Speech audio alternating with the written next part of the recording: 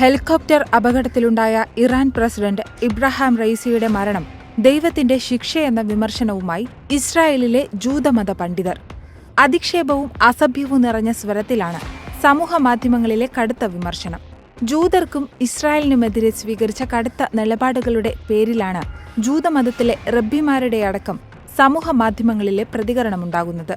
അധിക്ഷേപ സ്വരത്തിലാണ് റബ്ബിമാർ സമൂഹമാധ്യമങ്ങളിൽ ഈ പോസ്റ്റുകൾ പങ്കുവച്ചിരിക്കുന്നത്.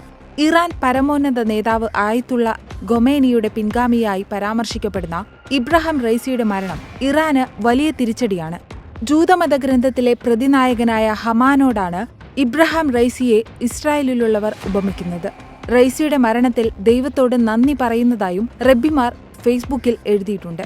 പലസ്തീൻ വിഷയത്തിൽ കടുത്ത നിലപാട് സ്വീകരിച്ചതാണ് ഇസ്രായേലിലെ തീവ്ര ദേശീയവാദികൾക്ക് അവർ ഏറ്റവും വെറുക്കുന്ന നേതാവായി റൈസി മാറാൻ കാരണമായത്. പുഴ മുതൽ കടൽ വരെ പലസ്തീൻ എന്ന സ്വതന്ത്ര രാജ്യം എന്നതായിരുന്നു ഇബ്രാഹിം റൈസിയും ഇറാനും മുന്നോട്ടുവച്ച നിലപാട്. ഇന്നലെ വൈകിട്ടാണ് ഇബ്രാഹിം റൈസിയും വിദേശകാര്യമന്ത്രി ഹുസൈൻ അമിറബ്ദുല്ലയും സഞ്ചരിച്ച ഹെലികോപ്റ്റർ ഇറാനിലെ വടക്കുകിഴക്കൻ മേഖലയിൽ തകർന്നു വീണത്. കിഴക്കൻ അസർബൈജാനിനോട് ചേർന്ന അതിർത്തി മേഖലയിലായിരുന്നു അപകടം. ഹുസൈൻ അമിറബ്ദുല്ലയും അപകടത്തിൽ മരിച്ചു. തിരച്ചിലിൽ തകർന്ന ഹെലികോപ്റ്ററിന്റെ അവശിഷ്ടങ്ങൾ കണ്ടെത്തിയിരുന്നു. അതേസമയം ഹെലികോപ്റ്ററിൽ ഉണ്ടായിരുന്ന ആരും രക്ഷപ്പെട്ടതായി സൂചനകളില്ലെന്നും റെഡ് ക്രസന്റ് അറിയിച്ചു.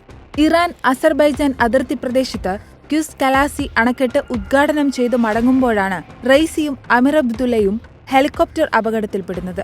3 ഹെലികോപ്റ്ററുകൾ പ്രസിഡന്റിനൊപ്പം സംഘത്തിലുണ്ടായിരുന്നു. അതിൽ മറ്റ് 2 ഹെലികോപ്റ്ററുകളും സുരക്ഷിതമായി തിരിച്ചെത്തി.